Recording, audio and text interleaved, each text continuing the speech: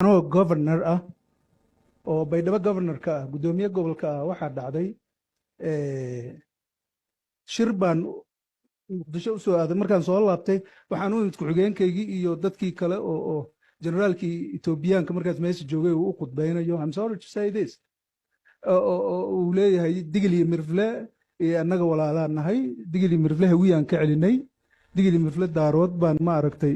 markay la dirirayeen lacag siinay ka celinay digil iyo mirfle annaga sidaasaan isku nahay digil iyo mirfle aniga wixii waa qaadi waayey marka waxaan ku iri sorry to say this qofkii dhibsanaa ha dhibsado laakiin waxaan ku iri markaan hadlayna tigree aad baan u caawinay isagaa tigree ahaa annaga tigree baasbooraan siinay tigree sidaasaan yeelnay markaan meeshaas marinayuu yiri tigree ha dhihin dowladda Ethiopia dheh markaasaan ku iri adiga maxaa dowladda Soomaaliya u dhihi weysoo digil iyo mirfle u lahayd